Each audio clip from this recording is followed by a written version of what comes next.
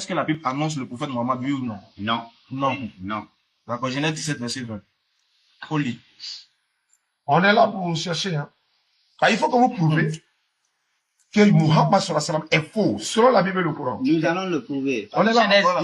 Genèse 17, verset 20. Allez-y. Il est écrit, à l'égard d'Ismaël, je t'ai exaucé, voici je le bénirai, et je le rendrai fécond, et je le multiplierai à l'infini. Il engendrera 12 princes, et je ferai de lui une grande nation. Voilà. Je ferai de lui une grande nation. C'est une prophétie, non? Oui. Ce que Dieu dit est vrai. Oui. Dieu ne se trompe pas. Il ne se trompe pas. Quand et en qui cette prophétie s'est réalisée? On va aller dans 1 Chronique, chapitre 1. Si vous l'avez là-bas, dans 1 Chronique, chapitre 1, à partir du verset 28. Il y a un passage qui prouve qui accomplit la prophétie de Genèse, chapitre 17, verset 20, qu'il engendrera 12 princes. Tout ça, c'est déjà mentionné dans la Bible. Mais ici, il a dit une grande nation. Voilà. Mais grande nation ne veut pas dire que c'est vrai nation. J'ai pas dit c'est vrai. J'ai dit quand est-ce que ça s'est réalisé et puis en qui? En qui? Donc, j'ai dit, la prophétie quand même, de ma part, je sais pas comment ça s'est réalisé. Est-ce que la Bible annonce Mohammed? J'ai dit non.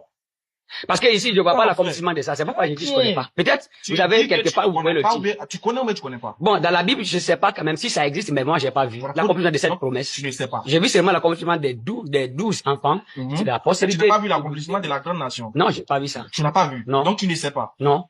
Donne le micro à l'autre. Est-ce que toi tu sais? D'accord. Qui a fait que la nation ismaélite est devenue grande nation après Ismaël? C'est qui? Non. Moi, je ne peux pas te dire c'est qui. Toi aussi, tu connais pas. Tu connais pas. Je peux pas te dire. Donc, tu connais pas. Je connais pas. Voilà. Voilà, merci. Voilà, vous posez le micro.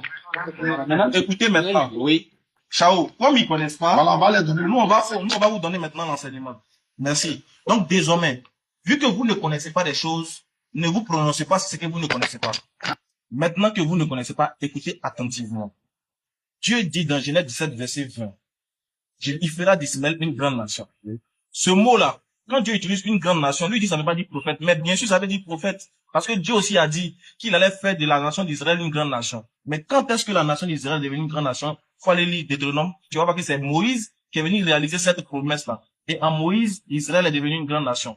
Et celui qui va, Dieu maintenant va tisser une autre alliance avec cette nation-là, qui sera dans Jérémie 31, verset 31 à 34, que Jésus va venir accomplir. Ça fait un. Maintenant, si Dieu dit qu'il fera d'Ismaël une grande nation, il a dit 12 princes, c'est accompli. C'est que grande nation aussi doit s'accomplir.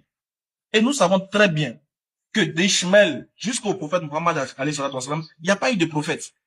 Or, il faut quelqu'un pour qu'une nation soit grande. D'abord, il faut qu'une nation se reconnaisse en quelqu'un, ou bien il faut qu'une nation sorte de quelqu'un pour qu'elle soit reconnue comme telle. Ça fait un. Et de deux, il faut que si cette nation-là doit être grande là, elle doit avoir à la tête un leader qui va faire de cette nation-là grande, si vraiment cette nation-là vient de Dieu. Voilà pourquoi, comme vous ne connaissez pas, vous savez très bien que Dieu a dit dans Genèse 17, verset 19, d'Isaac, je vais établir mon alliance avec Isaac et sa postérité après lui. Oui. Nous savons très bien que tous ceux qui sont sortis d'Isaac sont mentionnés dans la Bible. Et celui qui est venu accomplir cette prophétie, c'est Jésus. On est d'accord? C'est Jésus qui est le dernier prophète envoyé aux enfants d'Israël de sortir de la lignée d'Isaac. Maintenant, de la lignée d'Ismaël. Quel est le prophète qui est sorti d'Ismaël, l'enfant d'Abraham, sortant par Ismaël, à qui il est venu annoncer au monde l'unicité d'un Dieu?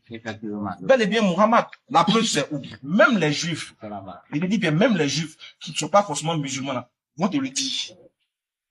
Je vais te donner ça une fois, tu lis, et que Dieu pense que ça reste pour de bon dans ta tête. Frère, je suis ça s'appelle la Torah. Regarde, ça s'appelle ça le Chumash. Tu vois, ils ont mis quoi? La Torah. Oui. C'est la Torah. C'est écrit en hébreu, c'est écrit en français. Je sais que tu ne parles pas hébreu. Non. Donc, je vais t'aider en français. Tu me lis Genèse 17, verset 20. Qu'est-ce qu'ils ont dit? On dit presse. Non, ici. Nous voyons que l'accomplissement de la promesse faite ici à Ishmaël a mis 2333 ans à s'accomplir avec l'essor de l'islam. Avec au l'essor de siècle, l'islam. Au 7e siècle, l'islam. Atakbir. T'as entendu? Qui a fait sortir l'islam au 7e siècle? Ismaël était Bon, je pas sais que l'islam vient d'un fondateur qu'on appelle Mohammed. Faut bien parler dans le micro là. J'ai dit, bon, peut-être, je crois réellement que pour l'islam, à la tête, il y a que le prophète Mohammed. Je sais que c'est lui. Non, il faut reconnaître, même si tu n'es pas d'accord, mais il faut reconnaître. Donc, mais,